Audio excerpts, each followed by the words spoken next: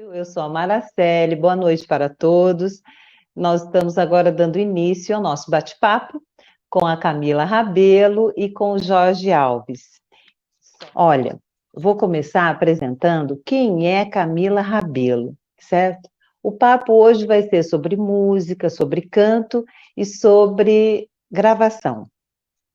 Então, Camila Rabelo é uma cantora lírica, ela é soprano, é nascida no interior de São Paulo e ela iniciou os seus estudos musicais no projeto Pensa, aqui em Aparecida, aqui pertinho, em Aparecida. E também estudou na Escola de Artes Maestro Fego Camargo, na Universidade de São Paulo, na USP, onde ela fez a formação sob a orientação dos professores Francisco Campos Neto e Ricardo Balesteiro, e também na Ópera Estúdio, da EMESP, orientada pelos professores Mauro Urona e Norma Gabriel. A Camila já participou de diversos festivais, ela é uma cantora de ópera premiada, ela já participou, já ganhou alguns dos festivais que ela participou, como jovem do Bauru Atlanta Festival, como solista do Glória de Vivaldi. Em 2014, ela ganhou o concurso Jovens Solistas da USP, da OCAM, já se apresentou no MASP, no Museu da Casa Brasileira, já venceu também um concurso Nascente da USP, foi vencedora também do 14º concurso, 14º concurso brasileiro de canto Maria Callas, com o primeiro grande prêmio feminino, com a ópera La Boheme, onde ela interpreta Mimi, e também o prêmio Festival Ópera de Manaus. A Camila é uma cantora maravilhosa de ópera e também é professora de canto. Entre as personagens que ela já fez de ópera estão a Pamina, da Flauta Mágica, Mimi, do La Boheme, Lia, da ópera L'Enfant Prodigue, e também Micaela, da ópera Carmen. E em 2018, ela foi solista, uma das solistas na Noite das Estrelas, num concerto na Sala São Paulo. Então, a Camila é muito talentosa e vocês hoje vão poder conversar e tirar dúvidas sobre se você gosta de canto, se você gosta de música, você hoje é a oportunidade que você vai ter de tirar suas dúvidas aqui com a Camila ao vivo. Podem enviar suas perguntas, nós vamos estar respondendo, ok? Então, agora com vocês, nós vamos receber aqui Camila Rabelo. Oi, Camila. E também vamos receber. Oi.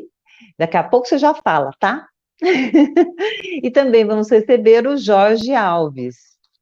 O Jorge Alves, eu tenho que dar um alôzinho sobre quem é o Jorge Alves para vocês. Pode chamar aí.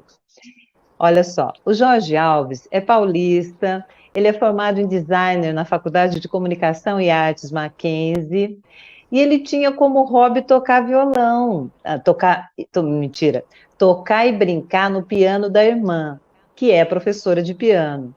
Deu tão certo esse hobby dele, que ele, né, começou a levar a sério. Aí nos anos 80, ele transformou o estúdio onde ele trabalha e cria arranjos, dá aula de vários instrumentos e cursos de tecnologia musical. Olha só a quantidade de instrumento que ele toca. Ele toca violão, baixo, guitarra, cavaquinho, ukulele, teclado, piano e ainda canta. Todos na linha popular. Ó, olha só a qualidade das pessoas que estão aqui para conversar com vocês hoje. Então, agora eu vou deixar, né? Eles falaram um pouquinho, porque eu não posso falar tudo sozinho. Ok? Camila, oi, tudo bem? Olá, tudo bem? Boa noite, gente. Desculpa pelo probleminha aí com o áudio, né? Mas, se vocês quiserem ver os nossos vídeos, a gente tem um canal no YouTube, que a gente vai deixar aí. Então, é só vocês clicarem lá e assistirem, se inscreverem, porque ajuda bastante a gente no nosso trabalho. E, bom, dizer que é um prazer estar aqui hoje, que a gente foi juntando essa ideia e resolvemos fazer porque eu acho que tem muita gente que tem dúvidas, até alunos meus, e eu acho legal um bate-papo assim para a gente poder descontraído mesmo, para a gente poder conversar sobre a música. E aí juntando o Jorge, que é mais da área popular e conhece bastante de estúdio, né? É uma coisa que a gente tem usado muito na quarentena, né? Gravação, então acho que dá para aproveitar bastante coisa.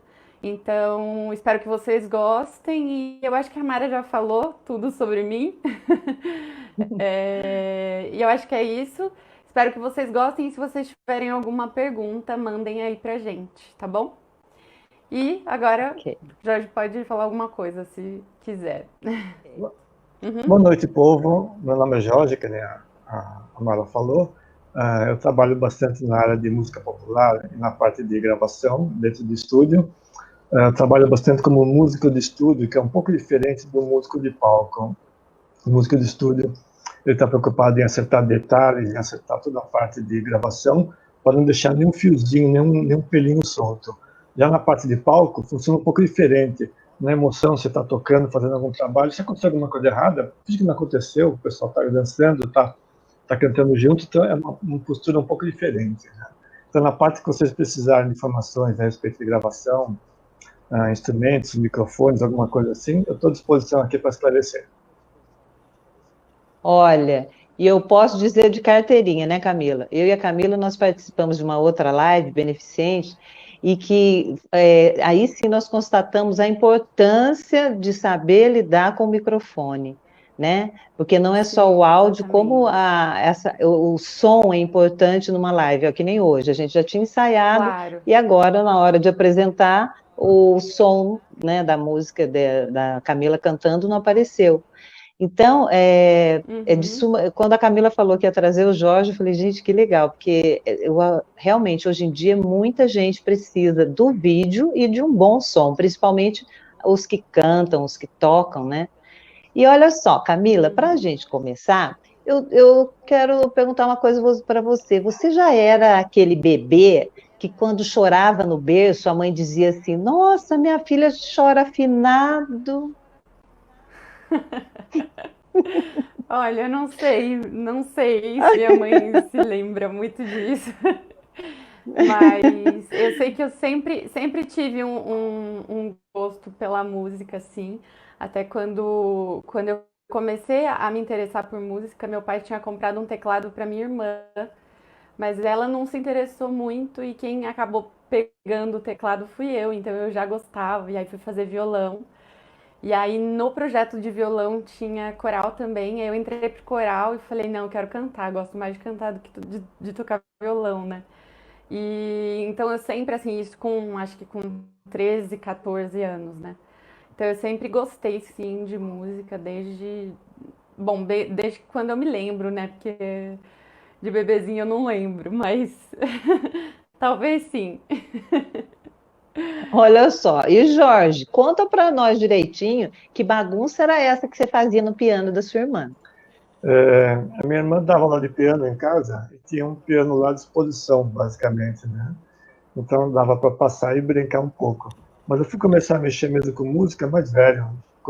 Depois que ela casou, levou o piano para fora de casa, aí que eu comecei a sentir falta e aí que eu fui mexer com alguma coisa de instrumentos. Então eu comecei a mexer mais ou menos quando tinha uns 15, 16 anos de idade, né?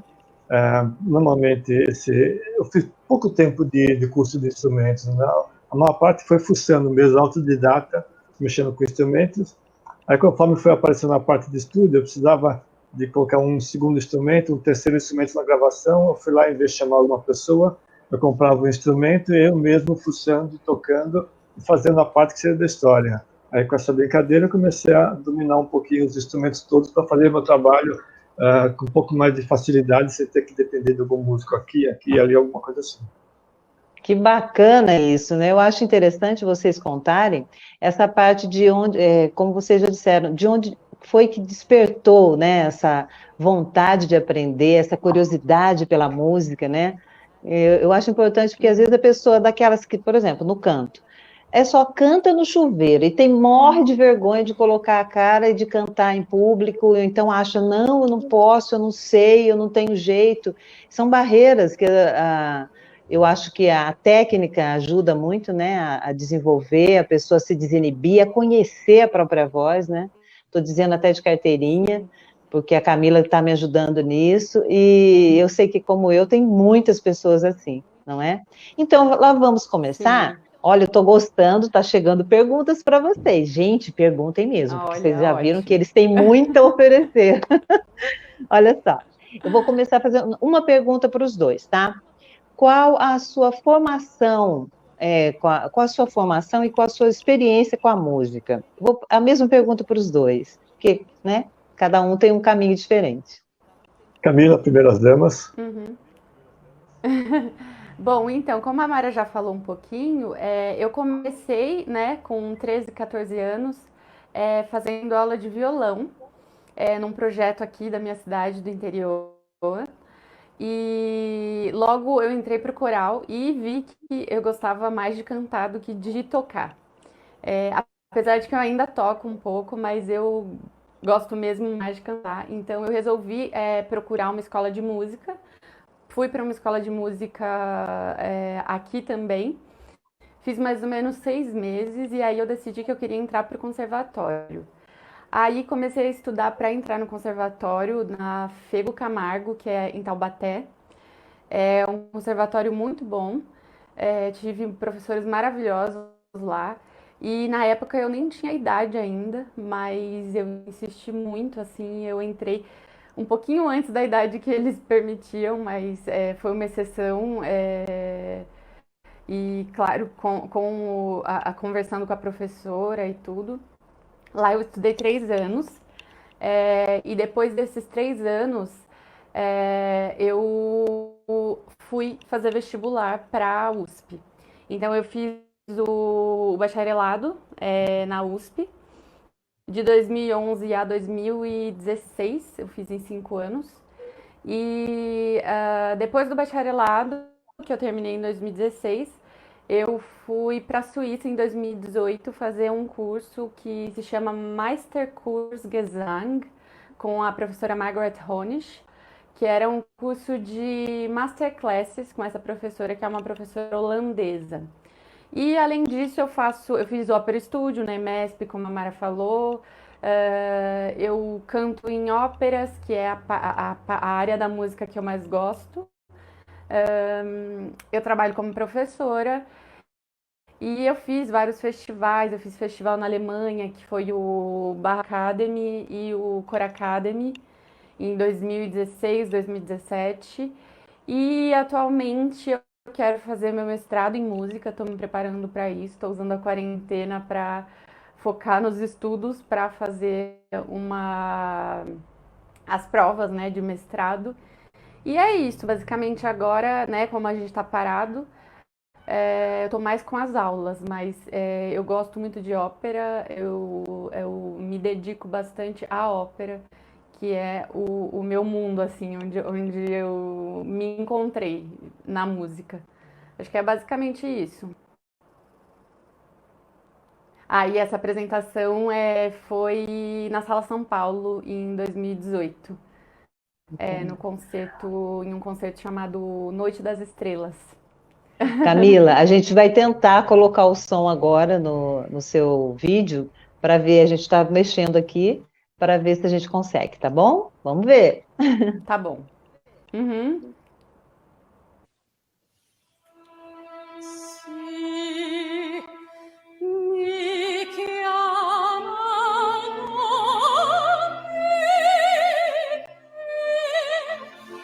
poi non Lucia.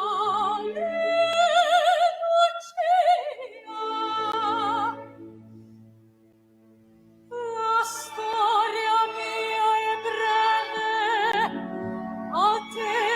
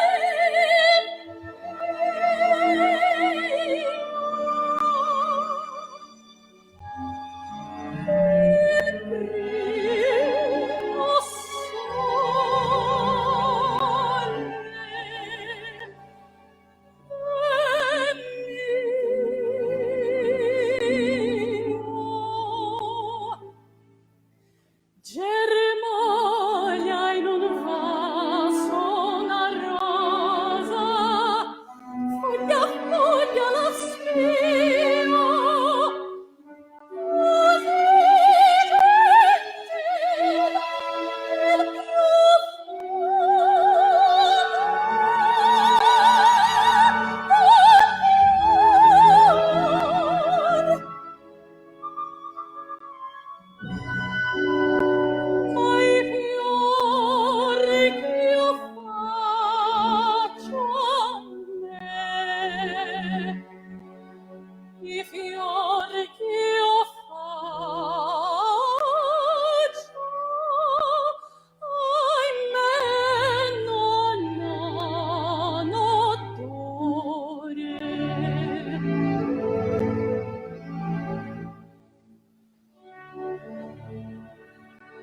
Altro di me non le saprei narrare, sono la sua vicina che la vien fuori d'ora a importunare.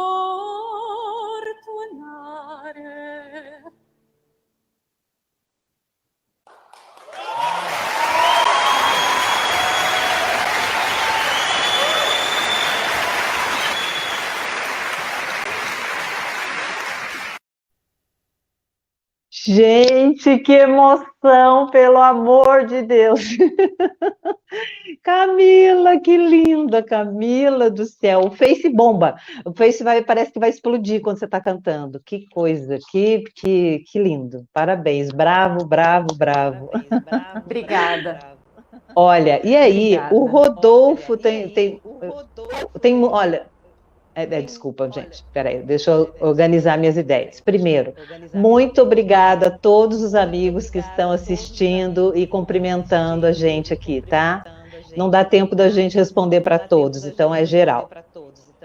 Mas agora eu tenho uma pergunta para você do Rodolfo Luiz Lemes da Silva. Tem alguma ópera em particular que você tem preferência? Tem, inclusive é a dessa área que você colocou, La Boheme. É a minha ópera preferida. Já fiz várias vezes e sempre foi assim. Eu gosto muito da história, eu gosto muito, em particular, da Mimi, né? Da personagem que canta essa área. Então, essa é a minha ópera preferida, sem dúvidas. La Boheme, de Giacomo Puccini.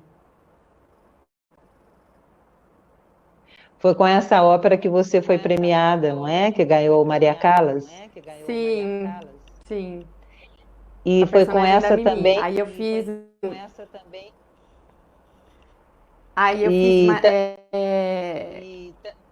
Fiz algumas restas depois, né, da premiação, no Teatro São Pedro, no Teatro São Caetano, lá em São Paulo. No Teatro Bradesco, que daí eu assisti veio a minha ópera. paixão no Teatro Bradesco. No Teatro Bradesco foi em dezembro, né, do ano passado. Foi mais recente. E daí veio a minha paixão, porque cada vez mais eu conheço a ópera e cada vez mais eu descubro coisas sobre a personagem. Então, ela é bem especial, assim, para mim. Ô Camila, Jorge, vou pedir só uma licencinha para você, porque agora também temos outra pergunta da Luciana Feres para Camila. Então, posso só falar uma coisinha? É que a gente tinha já separado algumas perguntas. Essa pergunta da Luciana, por exemplo, já está na nossa conversa. Então, a gente vai responder ela durante durante a live, né? Porque daí acho que aí depois, então, a minha sugestão, a gente pode responder as perguntas que a gente tem e depois as que não forem respondidas, a gente vai e procura ali o que a gente ainda não respondeu, né? Tá bom, então é a vez do Jorge falar para nós qual a formação dele e qual a experiência com a música. Minha experiência com música foi mais na parte do backstage, na parte de dentro mesmo, na parte do estúdio. Essa parte de estúdio, ela tem detalhes um pouco diferentes a respeito de timbragem de instrumento, timbragem de todo o processo de montar arranjo da música. Tem um videozinho que vai soltar daqui a pouco, que é sobre como é montado uma música, que mostra um pouquinho mais em detalhe. Normalmente é feito assim, é gravado linha por linha cada instrumento, e depois disso é mixado, é equalizado, até chegar no resultado que o cliente está pedindo. No caso, dependendo do estilo, normalmente eu trabalho com música popular, né? Então, dependendo do que o a pessoa encomendou, entre aspas, o arranjo, né? Ela normalmente sonha, fala, gostaria de ter violinos aqui, gostaria de ter piano aqui, gostaria de ter um instrumento, e você tenta transformar aquele sonho da pessoa num trabalho, num arranjo completo. Se a Mara puder soltar o vídeo, fica fácil de demonstrar isso daí.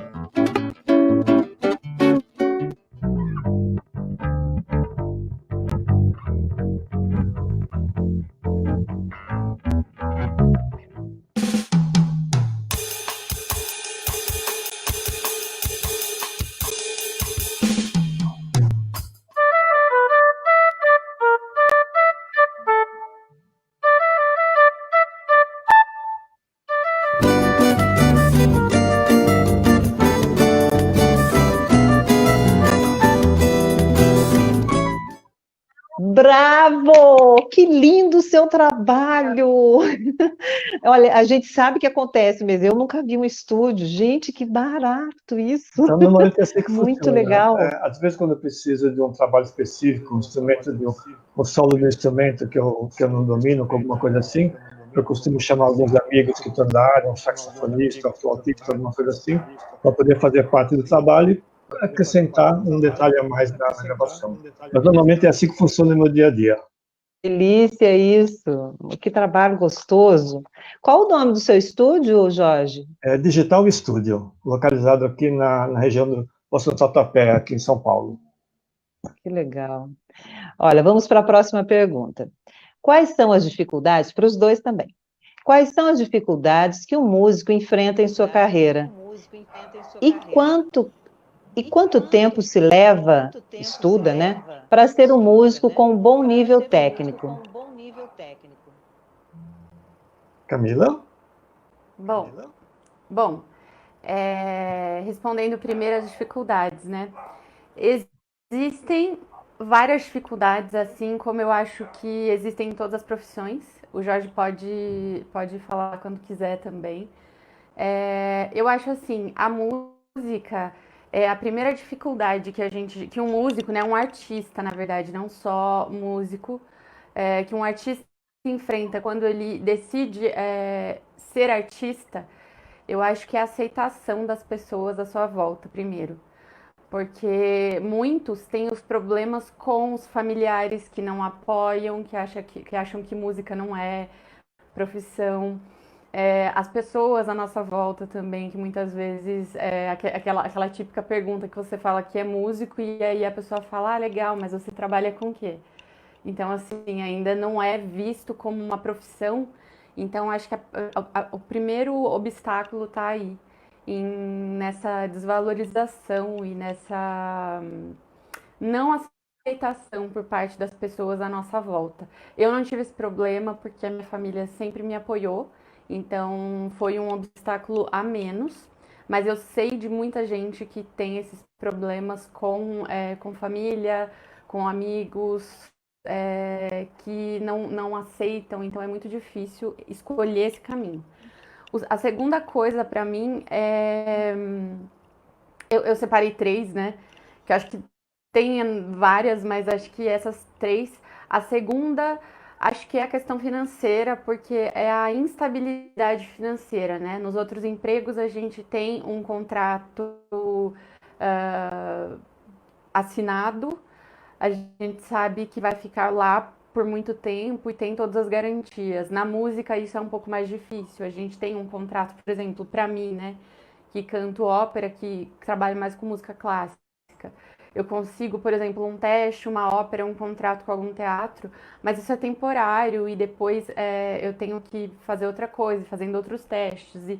Então é uma coisa um pouco mais instável. E, infelizmente, no Brasil, a gente não tem muito essa cultura, né, de consumir a arte e valorizar ela como ela deveria ser valorizada. Então, assim, na Europa, a gente tem teatros que fazem contratos maiores com os cantores, eles têm um elenco estável, então é uma segurança para você. Agora, no Brasil, a gente não tem isso, infelizmente. E eu acho até curioso entrar nessa questão, porque durante esse período que a gente está passando, que é tão difícil, a gente viu o quanto a arte é consumida para tudo, né? As pessoas passaram a consumir a arte totalmente, praticamente o dia todo, porque você vai ver um filme, você vai ver uma série, você escuta uma música, você assiste uma peça de teatro, um espetáculo de dança, tudo é arte. Você lê um livro, você assiste uma novela, tudo é arte. Quem está fazendo isso são os artistas. Então eu ainda acho que assim as pessoas consomem muito, mas sem saber que por trás disso existem os profissionais que estão trabalhando e que precisam ser mais valorizados, né? E aí uma terceira coisa que eu acho que é assim é uma coisa que vem de todas as profissões, mas na música na arte de novo mais acentuado, assim, que é o quanto a gente precisa se dedicar para isso. A música, eu falo da música em específico, né? A gente nunca pode parar de estudar e nunca pode parar de praticar e nunca pode. Então, além daquilo que a gente vê, por exemplo, no palco, né? Aquele trabalho montado, lindo, uma ópera, por exemplo, com cenário, figurino, com as cenas. A gente não imagina o tanto de trabalho que tem por trás disso, de ensaios, e por trás dos ensaios tem o nosso trabalho individual. Então é assim, é muito trabalho até chegar no ponto de uma ópera, de um espetáculo, né? Então acho que o terceiro que eu destacaria é isso. O tanto que a gente precisa se dedicar. Muitas vezes a gente tem que abrir mão de outras coisas. No meu caso, que sou cantora, muitas vezes, por exemplo, tenho que abrir mão de sair muitas vezes à noite, porque eu tenho que cantar e minha voz precisa estar boa. Então, tomar cuidado com bebida, com coisas que fazem mal para a voz.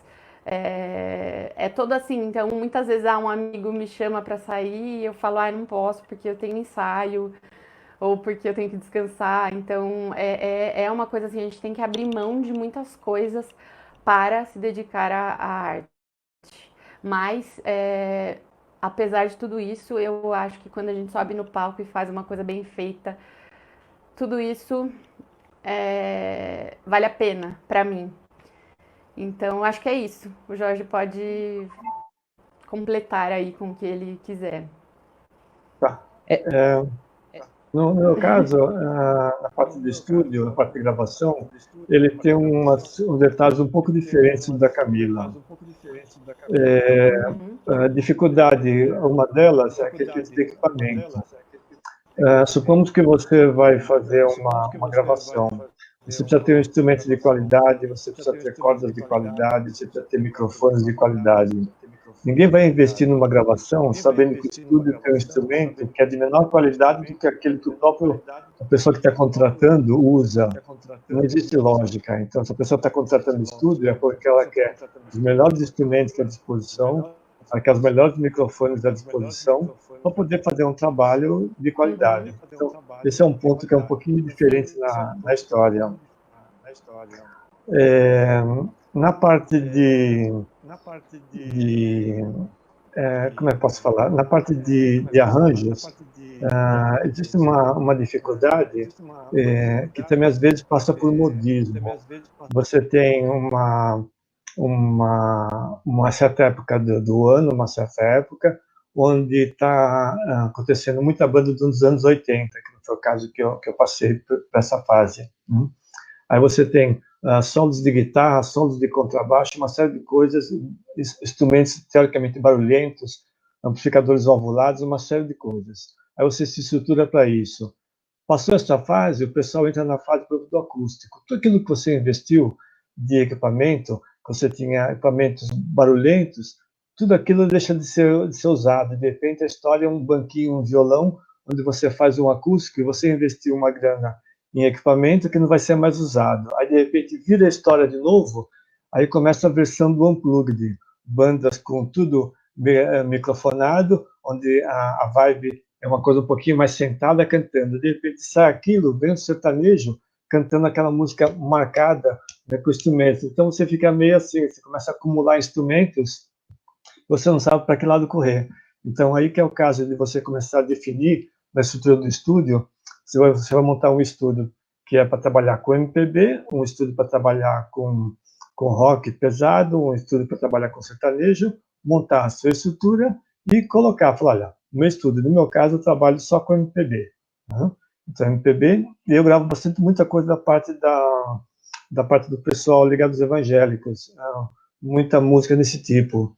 Então, corais, gravações de corais, gravações de músicas gospel nesse nicho da história. Né? Mas a maior dificuldade mesmo seria com instrumentos. Um instrumento que lá fora custa, supomos, $3.000, aqui ele acrescenta um zero. Normalmente, a conversão do dólar de lá para cá com os impostos é acrescentar um zero. Se lá custa $65, aqui chega por R$ 650. Se lá chega por 10 mil, aqui chega por 100 mil. Então, você não acha, tem uma certa fila de espera e tudo mais, dependendo do equipamento. Quer dizer, né, exige que você tenha uma paixão mesmo pela sua profissão, porque a dedicação e acompanhar todos esses preços, essas variações da moda, né? Agora está na moda esse ritmo, agora está na moda o outro ritmo. Cada vez que muda o gosto, né, a onda, você tem que se adaptar e adaptar todo um estúdio que foi programado inicialmente para fazer um estilo de música, você tem que se adaptar para um outro, né? Que barra, né? Pesada, tipo assim, muita despesa, não é? Tem um detalhe que vale a pena, o áudio está aberto? Um detalhe que vale a pena é que é o seguinte, eu montei o meu estúdio e eu preferi trabalhar com instrumentos, todos eles plugados. Então, qual que é a ideia? Independente do barulho que aconteça do lado de fora da sala, eu tenho um espaço mais ou menos controlado, porque o violão é gravado via cabo, meus contrabaixos, a maior parte, tudo via cabo, a bateria eletrônica é via cabo, piano via cabo, então eu não preciso, eu tratei, em vez de me preocupar com a acústica do estúdio, eu me preocupei em trabalhar com equipamentos que não se preocupassem com a acústica do estúdio, né? E depois só a parte de gravação de voz é que eu procuro um horário alternativo, onde seja mais tranquilo, e possa fazer esse trabalho de voz. Olha só, eu também quero comentar. Nós vamos colocar agora, daqui a pouquinho, um vídeo onde você fala como gravar uma música, ok? Para o pessoal sentir mesmo o que é isso. E Camila, deixa eu também fazer um comentário sobre o que você disse. Que disciplina que uma cantora lírica tem que ter. E eu imagino que dificuldade para uma jovem, né, que você é muito jovem e também a sua juventude toda. O sacrifício, quantos sacrifícios você teve que fazer para se dedicar a esse amor pela música, né? Uma disciplina exige um profissionalismo, isso demonstra o seu profissionalismo, não só o seu, mas de todos aqueles que querem evoluir, né? E olha, eu vou te deixar feliz, Camila, porque aqui tem uma das suas primeiras professoras de música com a gente, a Nana Cavaterra. Ela está assistindo a gente. Eu sei que ela é uma pessoa especial para você. A Naira, ela é uma pessoa desculpa. muito especial, Naira. inclusive foi no coral dela quando eu disse que eu entrei para fazer violão, e nesse projeto tinha um coral, era o coral da Nair, e Nair Cavaterra, e aí então ela foi a minha primeira professora de música, uma pessoa maravilhosa, talentosíssima, e foi quem me inspirou, assim, foi a minha primeira inspiração. E a gente cantou a primeira coisa de ópera que eu cantei, trechinho de ópera, foi com ela, que foi um dueto das Bodas de Fígaro, a Sulária. A gente cantou juntas. Então, um beijo e Meus agradecimentos só, porque ela foi muita inspiração e ela é muita inspiração para muita gente até hoje. Fez Maravilhosa. um, fez um trabalho muito bonito em Aparecida, né? Aqui na nossa região, enquanto ela Sim, morava por aqui. Olha, durante a sim, live, gente, a gente tem que agradecer as pessoas presentes. Então, eu li os últimos claro. nomes: Sandra Diogo, Maria Elisa Vieira, Luciana Feres, Tiago Lima, o Rodolfo Luiz, a Regina Figueiredo, Alexandre Silva, Tainá Azeitune, Eliana Ribeiro, o Guto, meu marido, a Rúbia, minha filha. Olha, gente, isso não pode, mas está aqui. E olha, tem a Regina Figueiredo, o Eric Maciel, seu amigo, o Tiago Lima, o Antônio Gilberto Portes, tá? Então, gente, a todos, eu estou lendo aqui, ó, o que dá para eu dar uma lida, eu falo, tá? Os nossos agradecimentos a todos, aqueles que eu não falei também. Mas eu acho bom a gente nominar quem gosta de arte e quem privilegia Sim, a arte. vários deles são meus alunos de canto. Que Então lindo! essa live foi também pensando neles, então várias das perguntas são feitas por eles. Foram feitas por eles, Ok, porque eu mandei lá e falei, mandem suas perguntas. Então é isso. Obrigada a todo mundo ok. que está Mara, aqui. Oi, querido, diga. Então vamos É. lá. sabe o que eu poderia fazer? Uhum. Agora que começou a entrar o som que funcionou, mostra como é que fica a ligação do canto lírico, a voz lírica com o popular. Se puder soltar aquela gravação do violão Olha, com a Camila, né? eu posso. Mas você, o que você acha melhor? Que eu coloque a gravação do canto lírico com o popular, porque eu tinha deixado aquilo para o final, porque está muito lindo, e eu gostaria de colocar agora, se você me permitisse, como gravar uma música. Está muito bom aquele seu vídeo. Posso? Pode ser, Ai, pode. que bom. E Só esse que, um Mara, aí é o must. só que Oi. também temos.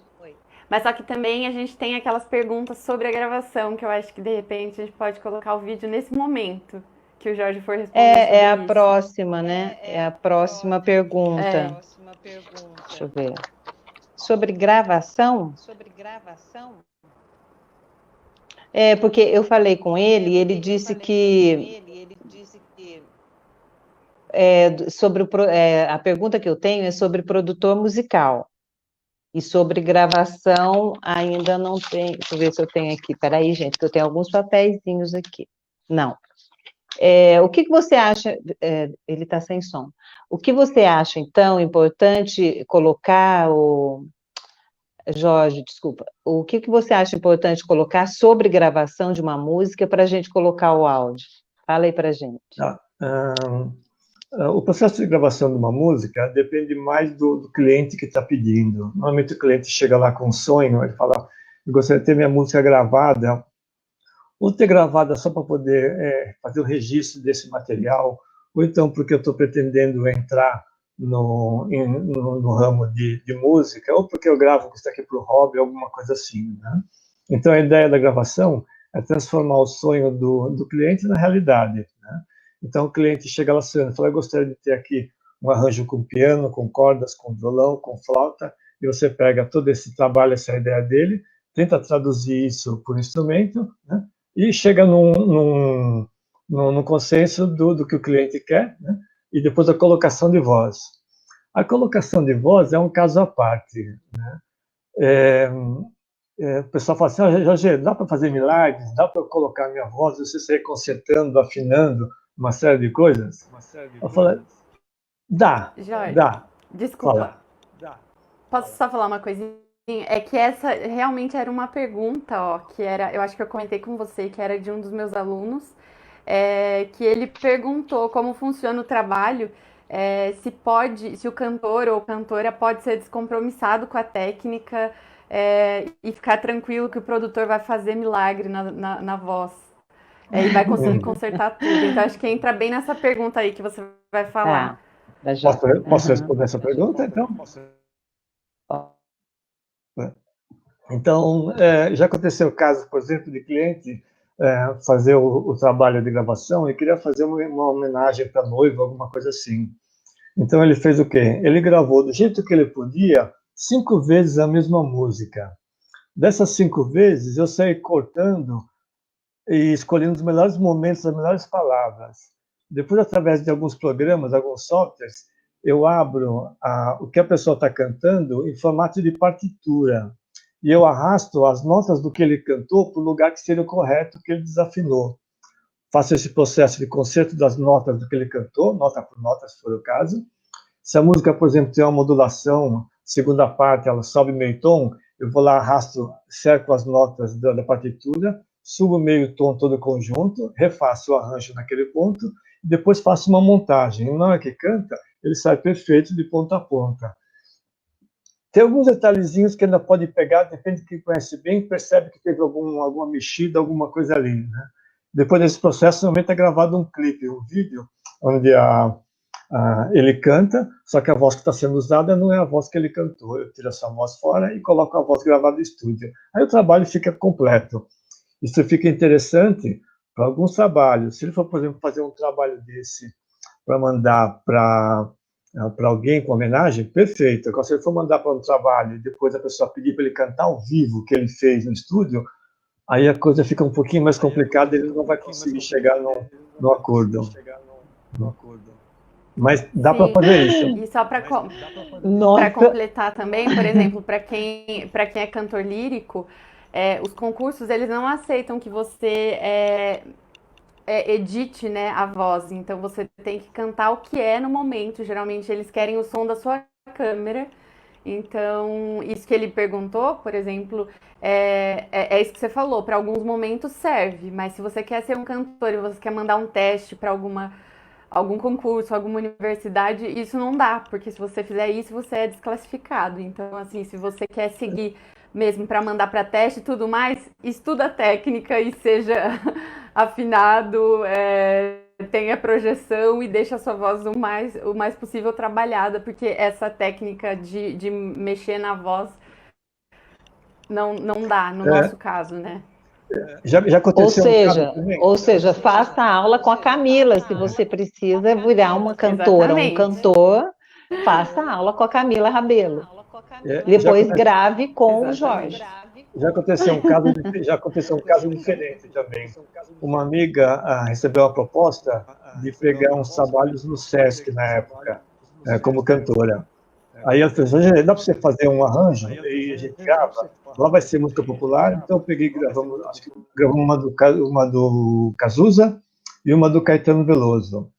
E eu peguei e montei o arranjo, eu toquei o violão, contrabaixo, bateria, todos os instrumentos, ela gravou ao vivo, não teve concerto, a voz dela muito linda, e mandou para lá. Quando chegou para lá, a pessoa assistiu viu a gravação, viu a história, e falou, está aprovado, está contratado você e os músicos que tocaram no trabalho. Só que não tinha músicos tocados no trabalho, que foi tudo uma montagem. Ela saiu meio desesperada depois, ela aceitou o trabalho, e ela saiu já caçando músicos para poder fazer aquilo que eu tinha feito no estúdio, para poder cumprir o compromisso de tocar nos lugares que ela foi contratada. Né? Então tem um outro lado também da história, que às vezes o pessoal não toma cuidado, né? A gente prepara todo o arranjo do estúdio, e depois na hora a pessoa quer ver ao vivo aquilo que foi feito no estúdio. Né? Também complica um pouco. Ok. Agora acho que nós podemos ver o vídeo dele, né? E aí a gente já volta, gente. O vídeo de como gravar uma música. Bom dia, galera. Vou mostrar para vocês como é que eu faço um arranjo. Eu vou colocar aqui cavaquinho, violão, contrabaixo, pandeiro, tamborim, teclado, bateria. Espero que vocês gostem do trabalho.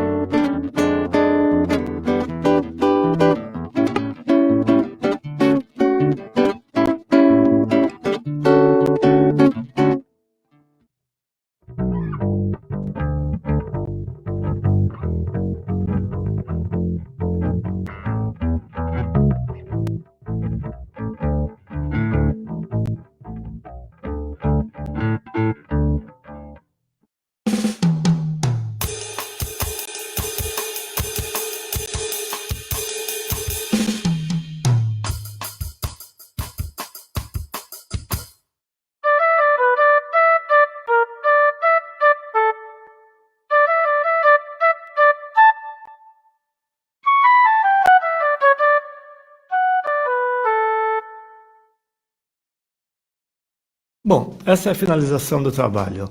Cada trilha aqui é um instrumento que foi gravado. Se eu soltar todos eles ao mesmo tempo agora, vai ficar assim.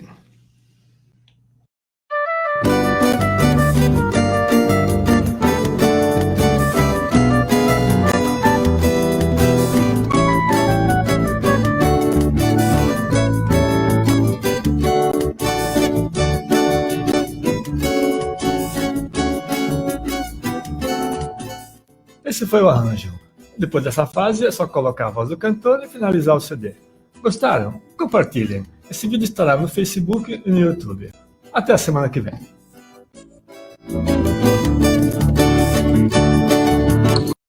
Que bárbaro isso, gente. Ver a música acontecer no estúdio, muito legal. Agora nós temos uma pergunta para Camila. Dentro do trabalho com coral, onde há diversas identidades vocais, pessoas com estilos diferentes, classificações vocais diferentes, como tenores, sopranos, baixos e contraltos, como trabalhar as questões de aquecimento vocal? Existem exercícios ou técnicas que se aplicam a uns e outros não? Quais os riscos? Essa pergunta é do Tiago, aluno de canto. E desculpa, só para o Jorge, para os dois, né? Como é o processo de gravação de um coral? Tá, então, bom, eu tenho mais experiência na técnica vocal para solistas, né? Já que eu estudei quer dizer, eu já cantei bastante em corais, mas o que eu gosto, já falei, gosto muito de ópera. Porém, eu já trabalhei com alguns corais, já cantei em alguns corais. E assim, a técnica é diferente, na verdade, o tipo de abordagem que a gente dá para um cantor de coral e para um cantor solista. Só para explicar para quem não sabe, eu não sei se todo mundo sabe, essas classificações, né? Soprano, contralto, tenor e baixo são as classificações assim básicas, porque dentro delas a gente tem outras. Mas a soprano, a voz mais aguda das mulheres, contralto, a voz mais grave das mulheres, e depois tenor e baixo, tenor a mais aguda dos homens e baixo a mais grave dos homens. Entre essas a gente vai ter outras, mas a gente vai falar sobre isso depois. Bom, o que eu acho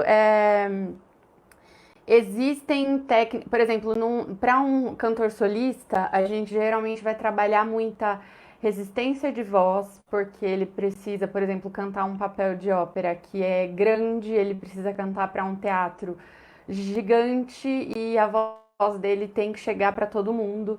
Então a gente tem que trabalhar mais projeção, a gente tem que trabalhar mais expressão, tem que trabalhar mais resistência de voz, tem que trabalhar mais ar. Num trabalho em grupo, você precisa trabalhar mais a questão do conjunto. O mais difícil em um coral é trabalhar a questão do timbre, que é você timbrar o coral para que ele tenha um som, né, homogêneo e que não fique com aquelas pontas, né, de algumas pessoas sobrando, assim. Então, acho que a primeira coisa, a maior preocupação no coral seria essa, com o timbre das vozes, fazer com que as vozes elas se misturem umas com as outras para formar um grupo só, porque é todo mundo cantando junto. Então os exercícios eles são voltados mais para isso, para afinação, para timbre, então tem menos isso de projetar, de brilho de voz, porque é uma coisa que é mais para os solistas. Se a gente trabalha tanto o brilho da voz, né? Você acaba furando o coro, né? Que a gente fala. Acaba aparecendo uma voz. Eu tinha sempre esse problema no coral, que eu furava o coro. E então é uma questão muito, muito difícil de trabalhar, mas então é mais. Existem exercícios específicos. E sobre a questão que ele perguntou se todos podem fazer o mesmo exercício ou não, alguns sim. Mas assim, por exemplo, a questão da textura, né? A gente vai de acordo com a textura da pessoa. Então, tessitura é o alcance das notas, né? Então, com a soprano, a gente vai fazer exercícios mais agudos, para os baixos, a gente vai fazer exercícios mais graves, para soprano, a gente vai fazer exercícios mais de brilho, que é para subir mais, para alcançar aquelas notas com leveza. Então, sim, existem diferentes exercícios.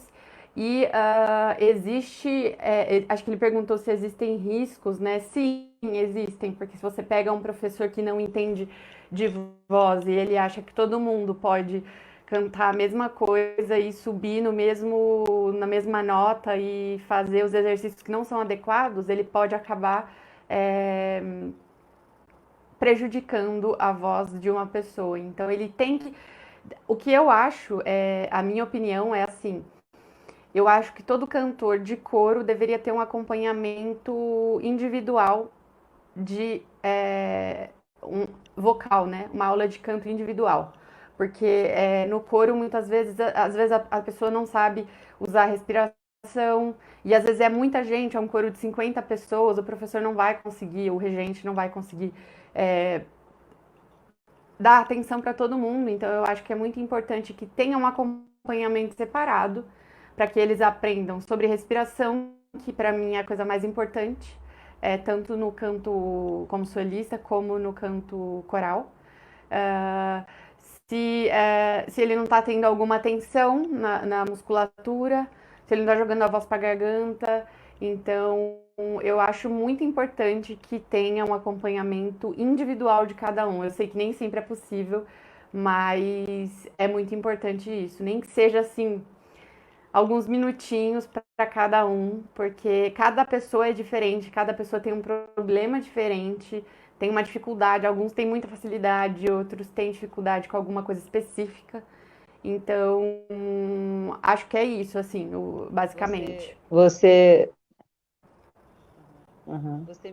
me fez lembrar que quando eu comecei a ter aula de canto com você, eu falei, olha, Camila, eu vi um coral, né? E estou a fim de entrar. Você me incentivou muito. Você falou, não, é legal, porque a técnica você aprende aqui comigo e você exercita no coral, né? Que era uma coisa legal para eu praticar.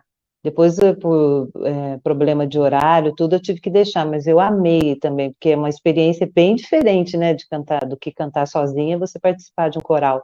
O respeito, eu acho que apura muito o ouvido, né, você ter que respeitar o seu momento de entrar, até a tonalidade da sua voz, até onde você vai cantar, né, é um exercício e tanto, assim. A gente tem a Sandra Diogo, né, que é nossa amiga, canta no Coral São Paulo, né, ela canta. E que sempre participa das óperas com você.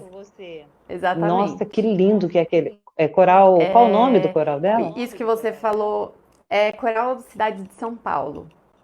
Muito Eles lindo, muito lindo. fazem óperas, né? Eles fazem óperas com o coro, que é um projeto muito bacana do regente Luciano Camargo, de São Paulo. E aí eles chamam solistas de fora e eles fazem um trabalho muito legal com o coro, que aí já vem outra coisa também, cantar coro de ópera é diferente de coro que vai cantar música brasileira. Então, assim, tudo você tem que ver os detalhes, entendeu? Um coro de ópera, geralmente, ele vai precisar de mais volume, ele vai precisar de mais vozes. Então, assim, você pode chegar lá e cantar mais um solista, digamos, porque você vai precisar de uma massa de som gigante, porque o palco é gigante, o teatro é gigante. Agora, se você vai fazer música brasileira, um repertório mais de câmara, né, que a gente chama, música de câmara, aí já é diferente.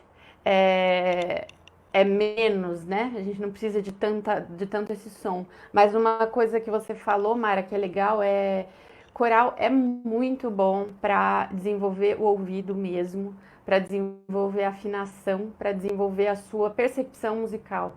Porque você vai perceber que se você está desafinado ali, você vai sentir que não está chegando e você vai apurando esse ouvido e acaba ajudando demais, assim. Eu cantei bastante em coral, comecei com a Anaí, depois fui pro coral do Pensa, com a Patrícia Teixeira, depois fui para USP, lá eu tinha que fazer coral obrigatório, né, por 4 anos.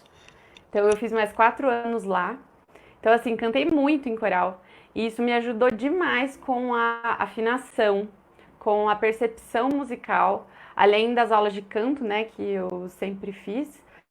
Mas o coral me ajudou muito com essa coisa da percepção, do ouvido mesmo, de ouvir e falar, isso tá desafinado, mesmo que seja um tiquinho, mas começa a perceber, e você começa a perceber que, assim, você tá furando aquele coro ali, você tem que timbrar com as outras vozes, porque o coro não é lugar de ser solista, o coro é lugar de grupo, né? Então você tem que timbrar e você começa a ir percebendo, aí conseguindo, né? Vou tirar um pouquinho aqui, vou timbrar com a pessoa do lado, e aí sim se forma um coral com aquele som bonito e homogêneo, né? Então é muito legal. Lindo, muito legal. Então, agora, Jorge, fala para nós como é o processo de gravação de um coral. O processo de gravação do coral é uma caixinha de surpresas, vamos dizer assim.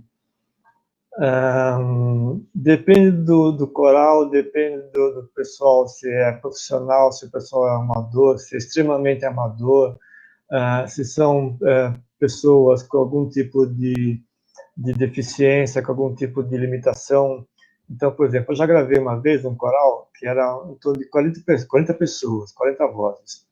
Dessas vozes, tem algumas pessoas que eram pessoas especiais, pessoas com algum tipo de necessidade diferente. Tá? Qual que é a ideia? Seria que todo mundo gravasse e reconhecesse a sua voz. Só que alguns, pela dificuldade, a voz era muito baixinha, então resolveu fazer diferente. Em vez de gravar os 40 ao mesmo tempo, eu separei grupos de 3, o mais homogêneo possível, para ficar gravando 3, só que esses 3, cada um num microfone diferente, um microfone direcional que não pegasse muito a voz do outro, para que depois eu pudesse, na mixagem, aumentar a voz ou abaixar daquele que cantou mais baixo ou aquele que cantou mais alto. E todo mundo se reconhecer dentro do coral. Falar, aquela ali é a minha voz, aquela foi eu que estou cantando aquele trecho, eu que estou cantando aquele trecho. Então, fica uma coisa um pouquinho mais fácil de trabalhar na finalização, para equilibrar, para aquela história de não ter ninguém se destacando um pouco mais. Já aconteceu o caso, por exemplo, aqui perto de casa, existe uma igreja chamada Santa Isabel. E essa igreja tem um coro de senhoras. Né? E eu gravei esse coro de senhoras lá no estúdio. O mais fácil que eu consegui fazer foi fazer o seguinte: eu peguei um microfone, que é um microfone que ele tem regulagens diferentes de padrão. O microfone normal, ele pega o sinal de cima. Esse microfone que eu usei, ele pega o sinal do lado. Eu posso regular entre ele pegar de um lado só, pegar de 2 lados ou pegar em toda a volta. Eu regulei ele para pegar em toda a volta. Aí colocou as senhorinhas todas em volta do microfone. Eu pedi para cantar um pouquinho a peça que elas iam cantar, para eu ver quem é que cantava mais alto, porque não dava para tentar corrigir, falar, canta mais baixo aqui, canta mais alto. Então, as que cantavam mais alto, eu coloquei numa segunda circular em volta do microfone. Então, as que cantam mais baixo, eu coloquei perto do microfone, as que cantavam mais alto, eu coloquei em volta, e tinha uma ou duas que soltavam muita voz, que eu coloquei um pouquinho mais distanciada. Gravação 1, 2, 3, o regente ficou no meio tentando fazer toda a parte da regência, foi gravado, depois de gravado ficou com uma certa dificuldade. Não ficou perfeito, por dificuldade de idade, uma série de coisas de cada um. Mas ficou um trabalho muito gostoso, muito equilibrado, porque a gente fez uma regulagem de volumes calculando pela distância das pessoas do microfone. Então, foi um método usado para a gravação. Foi aquele exemplo que você deu ontem no nosso ensaio, que você disse que até a Camila, você lançou um desafio para ela, né, de fazer alguma coisa que a soprano, né, as de voz mais alta, ficariam atrás, porque para a projeção ser mais alta, não, né? Esse é um caso um pouquinho diferente. Esse é o caso de altura. O que era? Quando você pega, por exemplo, um coral, para se conseguir uma voz grave, eu preciso... Isso é física. Eu preciso deixar a velocidade do ar mais baixa possível. Então, quanto mais grave, o ar tem que correr com menos velocidade. Então, se eu pego, por exemplo, um sax, que é um instrumento grave, um sax, não um sax soprano, mas um sax tenor, barítono, alguma coisa assim, ele sai da boca do instrumentista, às vezes ele dá 1 volta, 2 voltas, 3 voltas, vem, para depois sair. Então, estou tirando a velocidade. Quando eu canto jogando o pescoço para baixo, eu estou interrompendo a velocidade do ar, eu consigo um grave um pouco mais grave. Um sax soprano, por exemplo, ele é reto, o ar entra, sai com toda a velocidade. Para quem toca sax ou instrumento de sopro, sabe que se conseguir dobrar a velocidade na boca, sem mexer em nenhuma chave, eu consigo dobrar, eu consigo uma oitava acima do instrumento, só soprando com mais velocidade. Então, no caso de soprano e tudo mais, eu teria que ter uma postura para poder conseguir um agudo um pouquinho mais livre. Então, na montagem do coral, costuma ficar assim, naquela escadaria onde o pessoal monta. Lá em cima fica o pessoal grave, olhando para baixo, para o maestro, para o regente, para poder ter essa postura. O pessoal do contralto, o pessoal médio, na mesma altura do regente, para ficar com essa postura normal, e a partir de vozes agudas, costumam ficar embaixo, para ter liberdade de olhar para cima e conseguir ver o regente, e conseguir fazer seu trabalho sem ter dificuldade de conseguir um agudo com muita dificuldade, que ela vai conseguir liberar um pouquinho mais dessa velocidade do ar.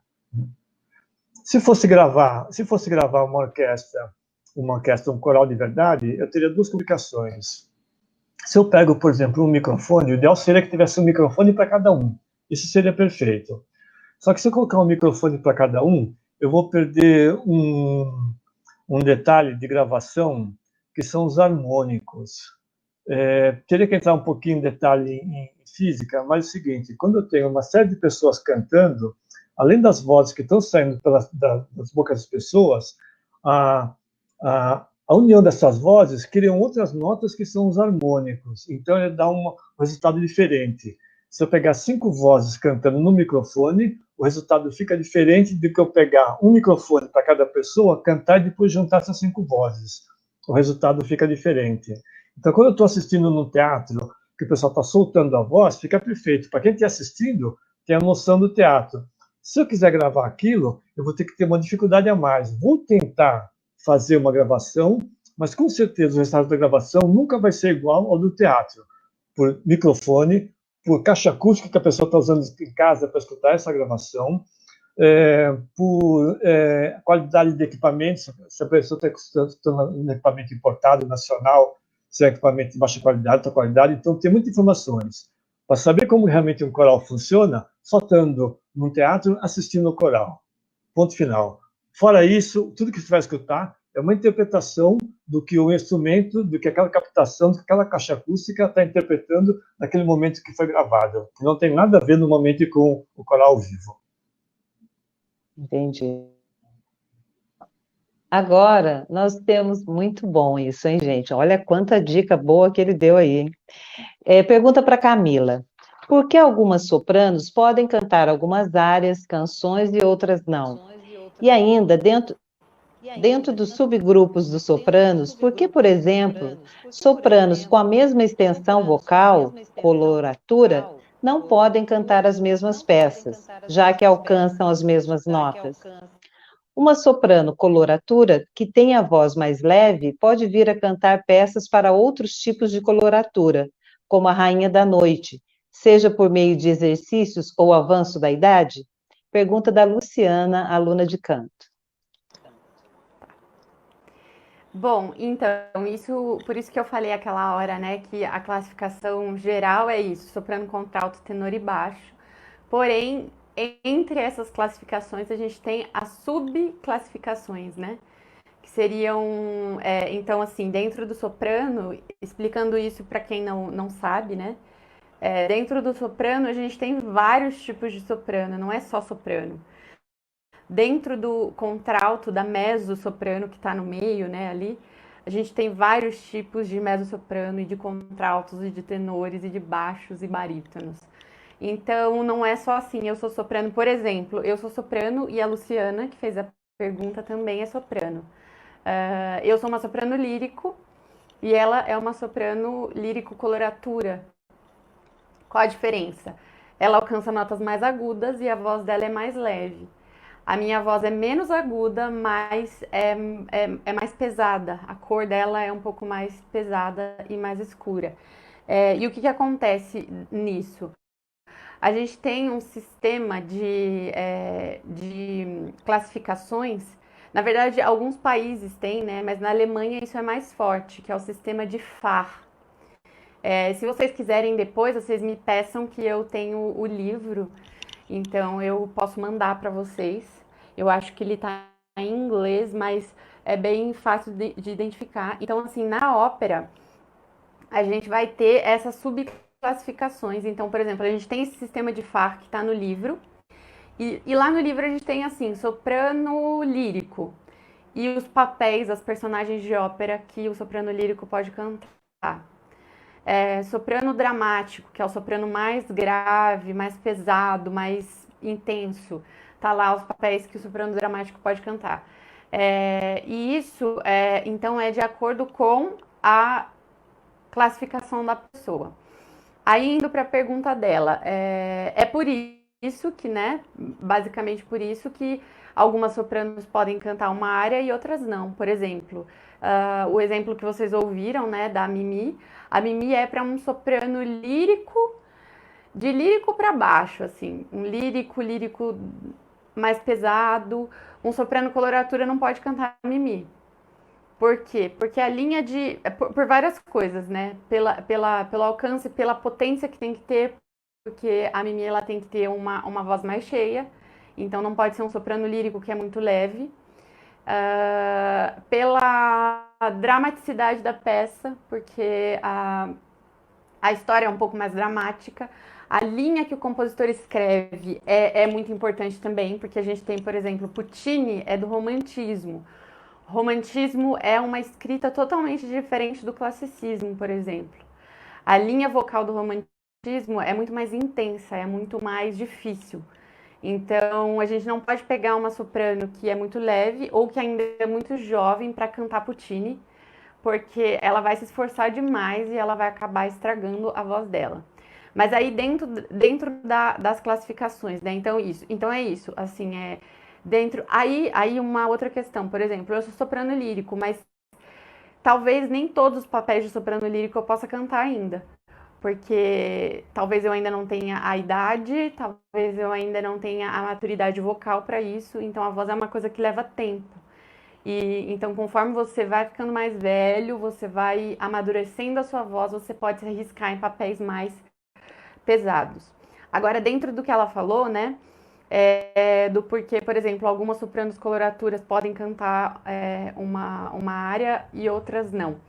A Rainha da Noite, por exemplo, é um caso muito específico, porque na verdade ela não é uma área para soprano coloratura, ela é uma área para soprano dramático coloratura, o que é uma voz muito difícil de encontrar, que é uma voz que tem um peso, tem uma massa de voz grande, porém tem as coloraturas, que são as notas agudas, e a voz ágil, né? A voz rápida, que corre rápido. Então, é uma voz muito difícil de encontrar. Então, assim, a Rainha da Noite, quando não encontram, né, esse tipo de voz que é difícil, eles geralmente fazem com uma soprano coloratura, porque para garantir os agudos, para que os agudos saiam, né? Não pode fazer com uma voz muito pesada que não vai alcançar os agudos. Então, assim, algumas sopranos coloraturas cantam a Rainha da Noite, várias, aliás. Porém, mesmo para isso, você precisa de... Por que algumas podem e outras não? Depende da maturidade, do seu nível de canto, né? Do seu nível vocal, se você já está num nível mais elevado. Por quê? Porque a Rainha da Noite, ela foi escrita para uma soprano mais pesada, ela é intensa. A Rainha da Noite, ela para quem já assistiu, né, ela é malvada, ela tem... então, na ópera, quando você está no palco, você tem essa emoção de que ela é forte, ela manda a Pamina matar o Zarastro, e tem toda essa emoção. Então, assim, dentro do contexto da ópera, você precisa estar mais avançado vocalmente para que você faça. Mas o ideal, assim, não sei se eu respondi bem isso, mas o ideal é que você siga dentro do seu FAR, que é o FAR alemão, que no Brasil a gente não tem muito isso. No Brasil é meio que assim, se conseguiu cantar, pode ser, entendeu? Mas lá fora não, lá fora você tem a sua classificação exata. Então, se eu falo que se eu vou lá e consigo um contrato num teatro para soprano lírico, eu vou cantar só coisas de soprano lírico. Eles não vão me dar mais nada além disso. Eu vou cantar só papéis de soprano lírico, que é Mimi, Micaela, Pamina, todas essas mais leves. E aí depois, né, com a idade, conforme a minha voz vá ficando mais pesada, sim, posso cantar outros papéis.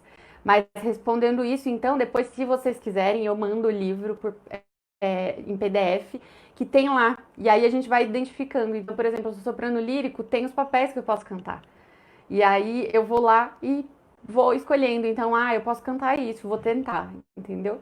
Aí, vou tentar isso. Talvez você não consiga todos, então quer dizer, precisa um pouquinho mais de técnica, um pouquinho mais de trabalho de respiração, um pouquinho mais de paciência, porque tem coisa que é mais difícil. E a escrita do compositor diz muito, porque eu pego coisas, por exemplo, que são fáceis para mim, e daí eu pego coisas que têm a mesma nota, mas que já são muito mais difíceis. E isso é por quê? Porque o compositor conduz de uma forma diferente. Ele chega no agudo de uma forma diferente.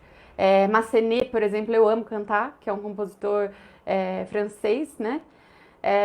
Porque ele conduz a música de uma forma, a linha vocal de uma forma muito boa para você chegar e cantar.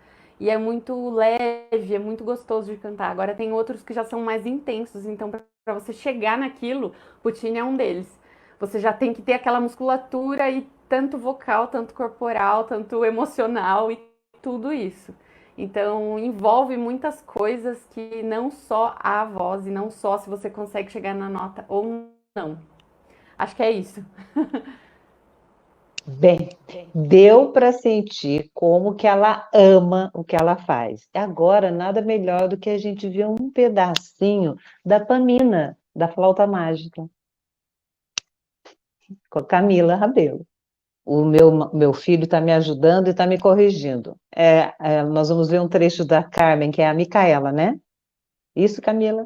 É Micaela da Carmen. Desculpa, ela falou flauta mágica, já veio a Pamina na minha cabeça. Mas de.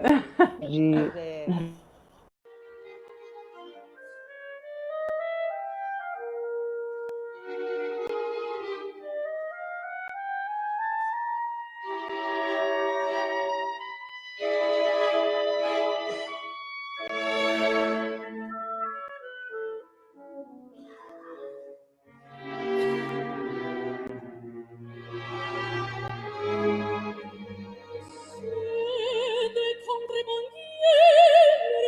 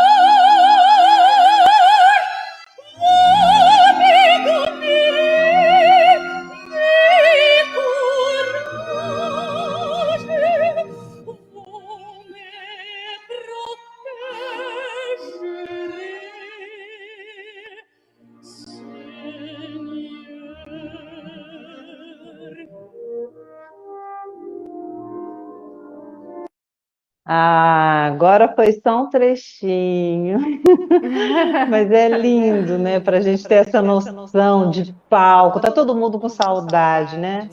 De Sim. palco, de presença. Nossa, imagino para você que está acostumada. Olha, eu estou dando um depoimento meu. Já assisti as 3 últimas óperas da Camila, que foi Carmen, A Flauta Mágica, a última Camila, Mimi. Gente, que espetáculo! No Teatro Bradesco em São Paulo.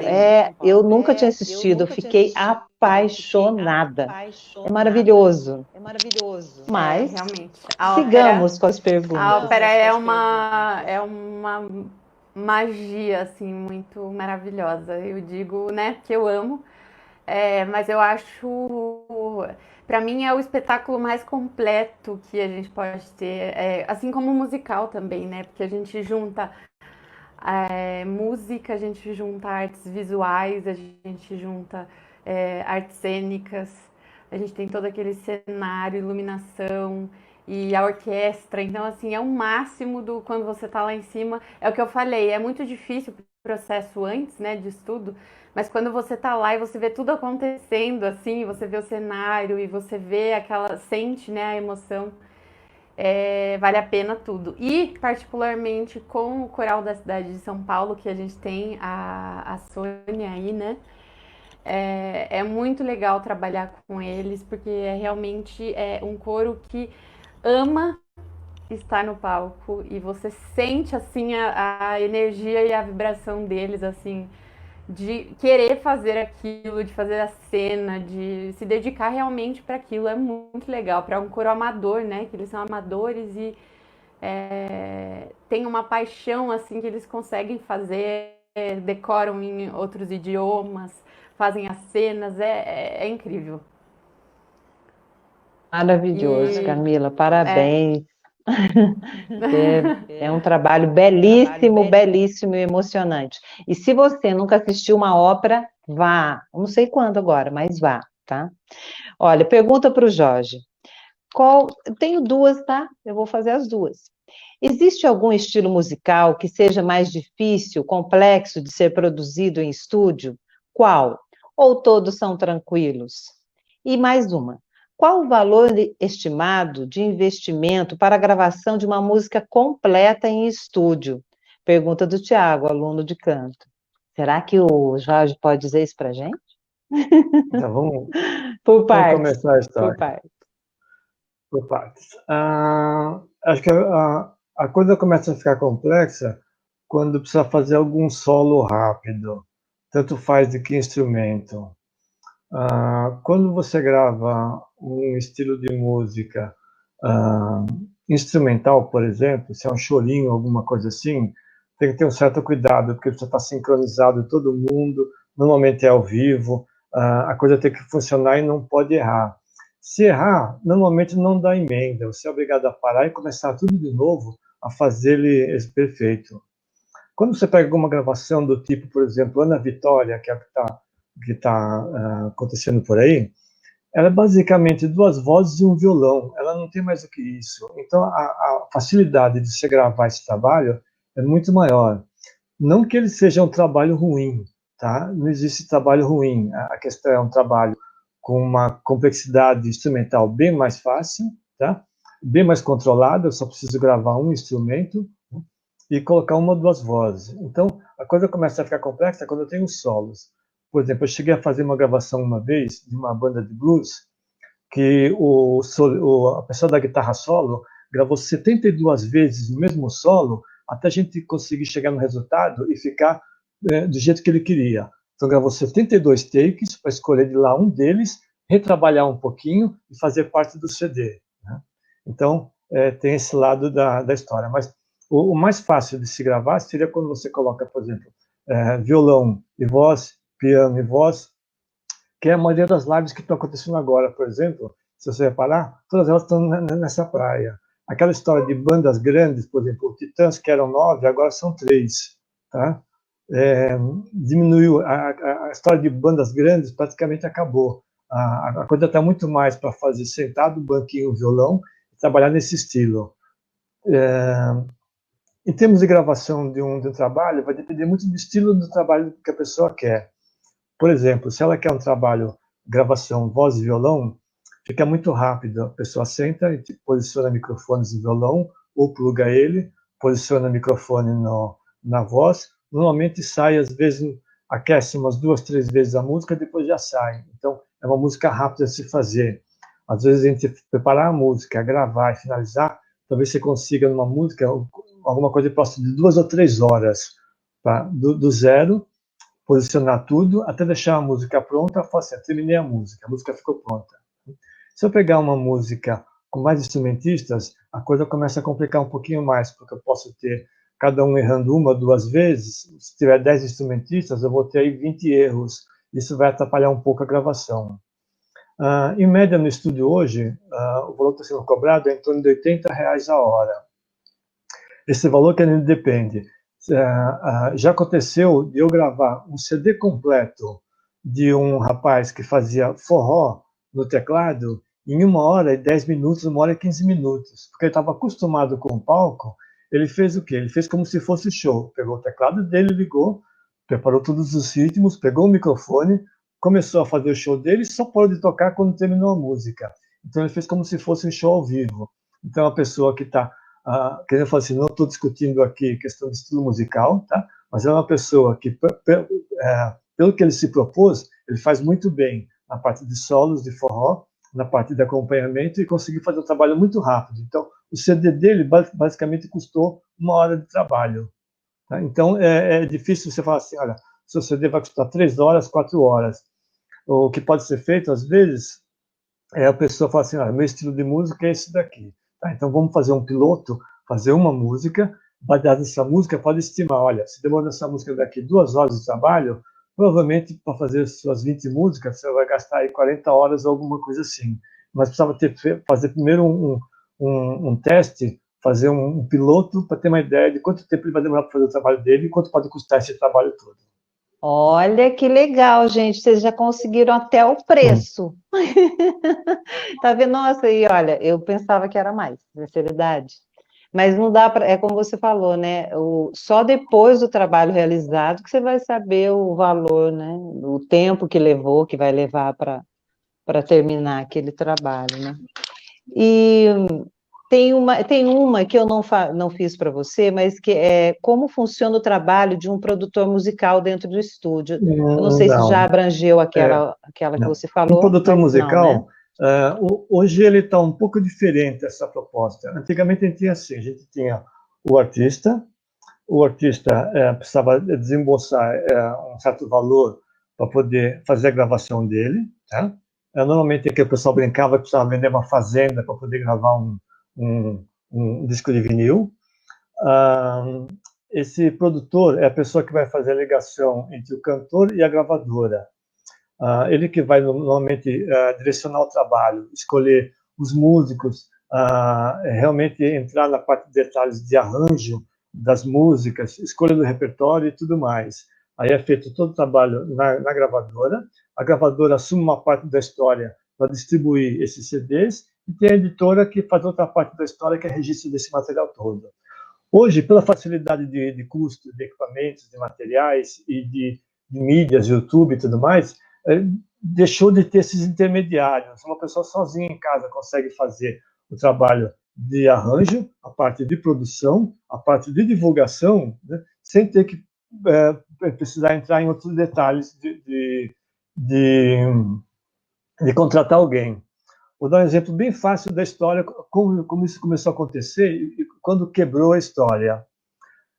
Quando começou a nascer a proposta de gravar o CD em casa, que você tem a possibilidade de colocar um aparelho no computador e gravar seu próprio CD, foi aí que começou a inverter, desse ponto em diante, que inverteu tudo. Se você pegar um exemplo, imagina que eu vou comprar um computador que custa em torno de R$3.000, tá? E que eu gaste R$1.000 para comprar 1.000 CDs, e que eu gaste mais em torno de R$1.000 para poder fazer capinhas de CD e tudo mais. Eu vou gastar R$5.000, e eu absorvendo todo o custo, todo o meu valor nessa mídia de R$1.000, seria o equivalente a dizer que cada CD me custou R$5. Então não tinha lógica para uma loja, vender o CD a 25, 35 reais, tá? Se você consegue em casa fabricar o mesmo CD a 5 reais. Então foi aí que começou a entortar a história. Todo mundo começou a perceber, falou, não, eu não preciso de gravadora, eu não preciso de produção, eu não preciso disso. Eu vou começar a fazer em casa, né? E aí começou esse boom do pessoal montar home studios, né? Onde começou a fazer o trabalho em casa, de comprar um computador, comprar um equipamento, o mínimo, começar a fazer o trabalho, divulgar, né? E começar a fazer sua divulgação sem aquela história de produtoras. Aí começou a fechar produtoras, começou a fechar grandes estúdios, começou a fechar gravadoras, por causa desse começo da história. Entendi. Olha, até tem a Regina Figueiredo está perguntando como gravar várias vozes ao mesmo tempo e que aparelhos usar. Como fazer para que os andamentos fiquem juntos? Tá. Normalmente funciona assim, você faz um trabalho e você tem um programa, no caso eu uso uma plataforma da Apple, tá? Um Mac, e ele funciona assim, você cria uma trilha de alguns minutos, que é o tempo da música. Se a música tiver um andamento variável, você vai registrar isso na sua música com andamento variável. Então, supomos que ela começa no batimento de 120, depois ela vai para 105, depois ela vai para 80, depois 120 de novo.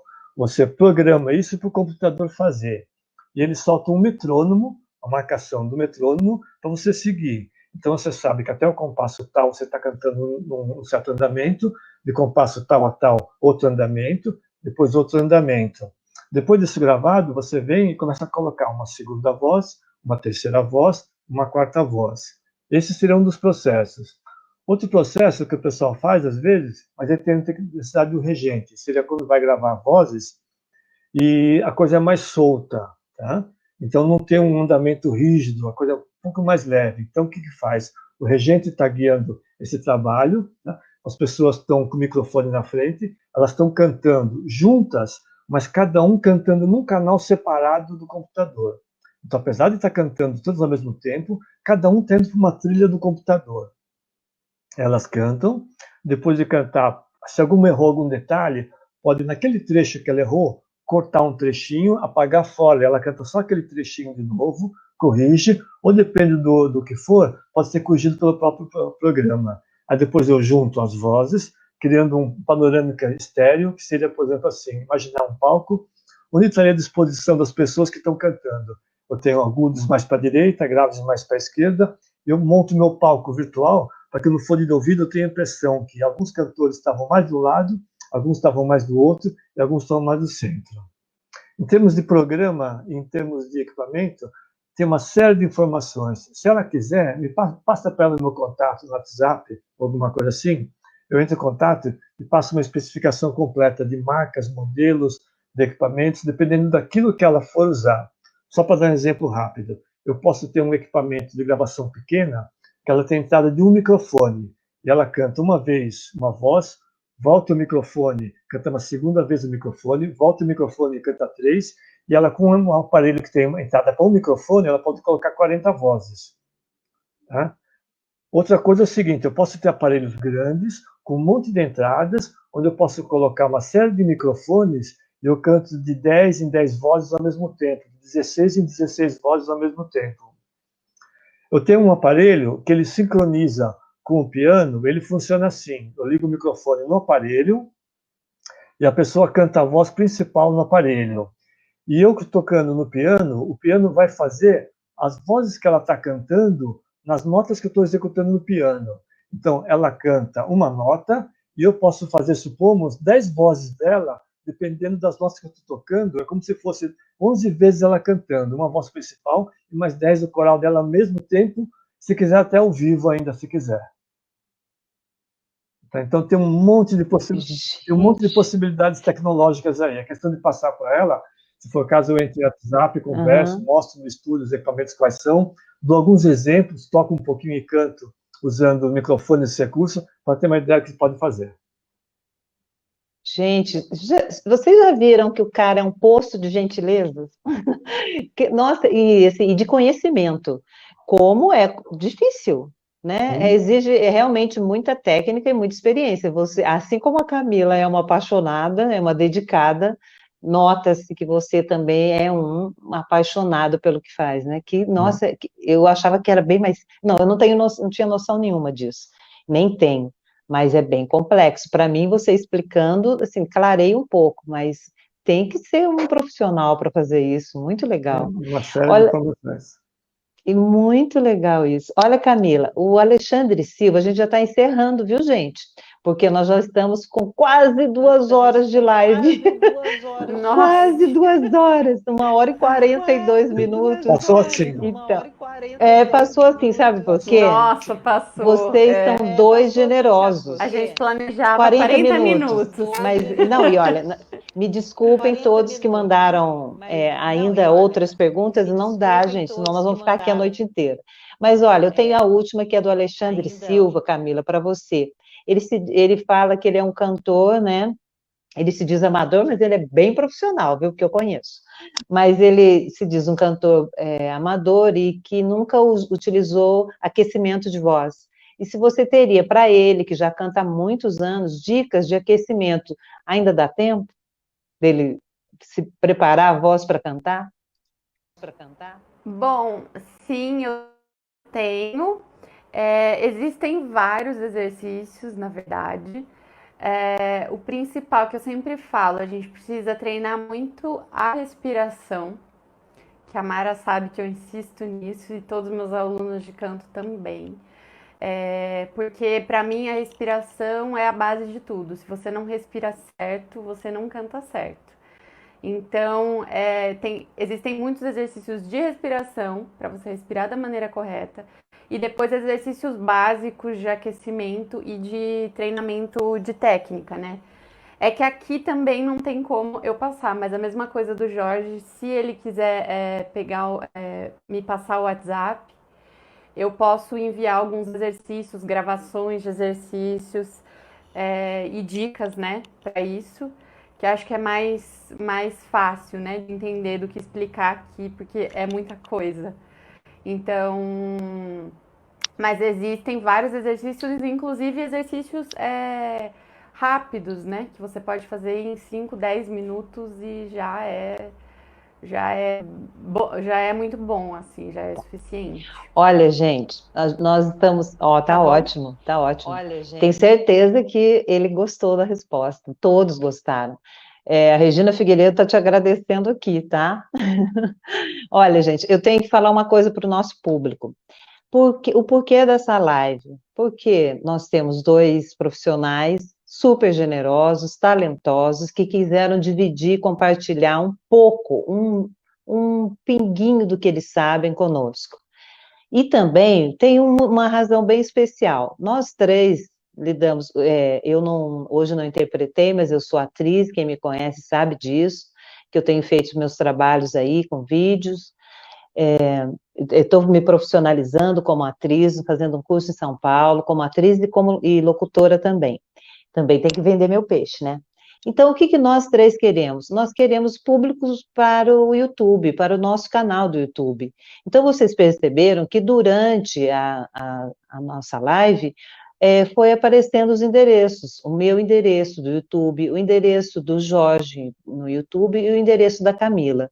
Então, o que nós queremos? Convidar vocês para que vocês curtam os nossos canais, tá? Eu tenho divulgado bastante, e agora a Camila tem Facebook, tem Instagram, o Jorge também, é Camila Rabelo. O meu nome, Maraceli, o nome dele, Jorge Alves. O que interessa para um artista hoje? Bem, quando a gente está ao vivo, é público na plateia. Quando a gente está em tempos de pandemia, em casa, o que nós precisamos? Público virtual. Nós precisamos de vocês, né? Então, para quê? Vocês estão vendo os talentos que estão aqui. Eles precisam ser mais vistos, mais conhecidos, né? Não só pelos amigos, porque eles têm muito a oferecer. São dois baitas profissionais, né? E eles precisam desse público. E é muito difícil levar um público para o YouTube. No YouTube você tem que produzir vídeos, você tem que N técnicas para atrair o público, e nós precisamos, sabe, do quê? Da sua inscrição. E eu tenho certeza que depois dessa live você vai se inscrever nos nossos canais. certo? A Camila tem as apresentações dela belíssimas no YouTube. É que deu eco aqui, desculpa. O Jorge Alves também tem todas essas dicas que ele está dando lá na página dele, e vocês viram o quanto que ele tem para, né, para oferecer. Eu tenho o meu canal onde vocês vão se divertir, é como a Camila disse, né? Toda a arte transporta a gente, né? Tira a gente da dureza do dia. Então, em qualquer momento do dia que você fala, agora eu preciso ouvir uma música, agora eu quero saber mais, como eu faço para gravar? Quanta gente está usando esse recurso? Eu mesma, né? Também, muitos estão precisando gravar, saber os macetes, as manhas. Vai lá no Jorge, gente, ele tem todas as dicas para te dar. E essa é só a primeira de algumas lives que vão acontecer, que eu e a Camila vamos estar apresentando para vocês a partir de agora. Já vou dar a dica da próxima convidada, tem uma que já está confirmada, aliás, duas. É a Marília, ela é Marília de Alexandria, é uma pianista de Brasília, ela dá aula na Escola Nacional de Música de Brasília, e com ela também vamos ter outro convidado. Também temos, aguardem aí, a Meili Moane, que é uma contadora de história fantástica, é uma educadora e contadora de histórias. Então, olha, a gente vai trazer os amigos para cá, e a gente tem muito amigo legal, entendeu? Então, eu vou ter que dizer até a próxima, muito obrigada, e não desliguem, porque vem aí, claro, mas é que depois nós vamos ouvir a Camila e o Jorge tocando e a Camila cantando, assim que nós vamos encerrar. Mas aqui já fica a minha despedida e meu muito obrigada a todos vocês. Camila, com você. Bom, eu só queria falar algumas coisinhas rápidas que eu acabei não falando. Primeiro, o Thiago, ele perguntou em algum momento qual era o conteúdo dos nossos canais, né? Bom, o meu conteúdo geralmente são apresentações de ópera, tem alguns vídeos com o Jorge e em breve a gente está pensando, eu e a Mara, a gente está planejando aulas sobre história da música, sobre teoria musical, do básico. Então, por isso é legal também que vocês se inscrevam lá, porque para quem quer aprender teoria, vocês podem assistir os vídeos lá. Acho que a partir de semana que vem eu já começo a postar. Isso eu fiz porque eu tenho vários alunos de canto que querem aprender teoria, mas não é fácil também pagar para fazer todas as aulas, ou às vezes não tem tempo, então é uma maneira de ajudar vocês. Então se inscrevam que logo a gente vai começar a postar as nossas aulas, tá bom? A segunda coisa é que teve uma pergunta que eu queria responder, eu sei que a gente já está se estendendo demais, mas teve uma pergunta de um amigo que a gente acabou não respondendo, que perguntou como é a preparação do estudo, e eu acho que isso é muito válido para os meus alunos que estão aqui. Então, eu queria passar rapidinho, eu até fiz uma lista dos passos que geralmente eu sigo para estudar uma canção, uma ópera, algo do tipo. E depois eu posso mandar para vocês também, mas eu vou falar bem rápido. Basicamente é o seguinte, para você estudar uma peça musical, vocal, né? Seja ela de ópera ou não, você precisa. E essas informações eu aprendi na faculdade e aprendi também com o maestro André dos Santos, que é maravilhoso também. Sigam o perfil dele, que ele tem muito conteúdo. Que é quando você pega uma peça vocal, e para os meus alunos, anotem aí que isso é bem importante. Quando você pega uma peça vocal, a primeira coisa que você faz é ir pesquisar sobre o compositor e sobre o escritor, sobre o poeta que escreveu aquele texto. Certo? Então, primeiro passo, pesquisar sobre o compositor e sobre o escritor. Depois, uma informação básica sobre a obra, que é ano da composição, o opus dela, se ela foi dedicada para alguém, a tonalidade, todos esses detalhes. Depois, você faz uma leitura rítmica, sem cantar a música ainda. Depois, você traduz o poema e começa a recitar o poema traduzido e o poema no idioma original. E, e só então, depois que você fizer tudo isso, você começa a cantar a música. E você não ouve gravação daquela peça enquanto você não fizer todas essas etapas. Porque isso é muito importante para a gente não viciar o ouvido a copiar as gravações e tudo mais.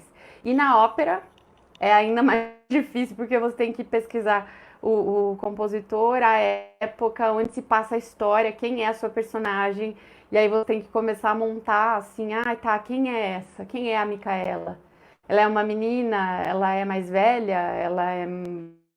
Ela é boa ou ela é má? Ela é apaixonada por alguém? Qual a personalidade dela? Como ela se comporta? Sabe? Eu não posso levar a minha personalidade para ela. Então, se eu tenho mania de fazer alguma coisa, eu tenho que tirar isso e trazer a minha personagem. Então, no palco eu não sou mais eu, sou a Micaela, sou a Mimi, sou a Pamina. Então, todas essas informações são muito importantes. Eu estou falando isso para os meus alunos mesmo de canto. Gostaria que vocês anotassem, mas eu tenho tudo escrito. Porque eu passei rapidinho, mas é muito importante isso para o estudo, tá? E a última coisa é que eu tenho uma amiga, a Patrícia Teixeira, que também é cantora, regente de coro, professora da Fego Camargo, uma cantora maravilhosa, uma professora maravilhosa, e a gente tá montando uma aula, talvez para o dia 1º ou talvez para o dia 2 de outubro, logo mais, né? Uma aula que vai ser fechada, provavelmente no Zoom ou em algum aplicativo assim, em que a gente vai fazer uma aula assim sobre tudo mesmo, falando de respiração, de técnica, de tudo. E a gente vai colocar uma taxinha de inscrição para pagar o custo mesmo do Zoom, porque para a gente conseguir ficar mais de uma hora, a gente tem que pagar, né? Mas vai ser uma taxa baratinha, entre 10 e 15 reais. Então, quem quiser participar, vai ser uma aula que vai abranger bastante coisa. Então, quem quiser participar, me manda mensagem, coloca aí que está interessado e divulga, porque acho que vai ser bem legal. Ela tem experiência muito com coral, então o pessoal que canta em corais aí é bem válido para aprender todas essas técnicas e ter um guia, né, de estudos. Então, acho que é isso, já falei muito. Muito obrigada pela presença de todos vocês. Desculpa a gente não conseguir responder tudo, mas depois eu vou dar uma olhada e se vocês quiserem me chamar lá no Facebook, no WhatsApp, a gente termina de responder as perguntas. E é isso, espero que vocês tenham gostado. Pra gente foi um prazer, pra mim foi um prazer trazer isso e aprender também com o Jorge aí, falando sobre gravação. E é isso, então, até a próxima e um beijo para todos vocês. Eu queria agradecer, antes de mais nada, o convite da Mara e da Camila, né, por essa live gostosa. Me coloco à disposição para quem quiser, se for o caso, passa o WhatsApp em algum lugar, para esclarecer dúvidas a respeito de equipamentos, uma série de coisas. Para quem quiser, eu tenho cursos ligados à parte de instrumentos e à parte de gravação, tecnologia musical. Então, para quem quiser aprender a gravar, quiser aprender sobre microfones, sobre plataformas, sobre instrumentos, é só entrar em contato. Nesse caso, por enquanto está na pandemia, estou fazendo aula online. E depois, assim que acabar essa história, vocês vão ter a possibilidade de ir no estúdio, de conhecer de perto, gravar, sentir como funciona todo o trabalho.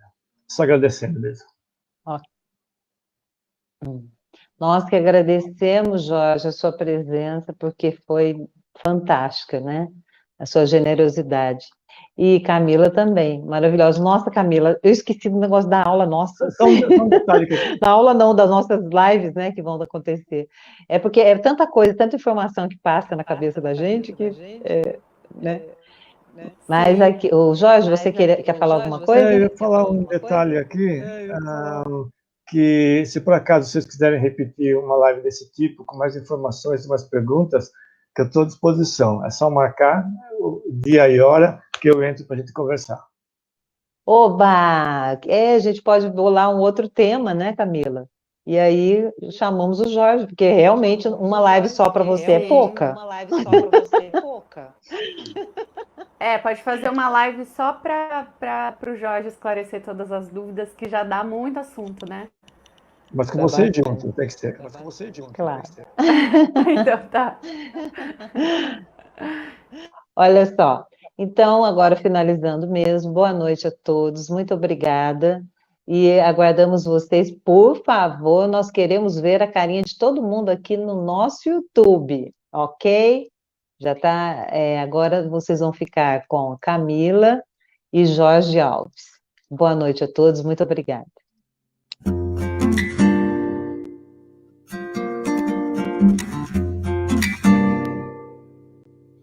Cheguei a tempo de te ver acordar. Eu vim correndo à frente do sol. Abri a porta e antes de entrar, revi a vida inteira. Sei em tudo que é possível falar. Preciso apenas para nós dois. Sinais de bem, desejos vitais, pequenos fragmentos de luz, balada cor dos temporais, do céu azul das flores de abril, pensar além do bem e do mal, lembrar de coisas que ninguém viu, o mundo lá sempre a rodar, em cima dele tudo vale. Quem sabe isso quer dizer amor, estrada de fazer o sonho acontecer.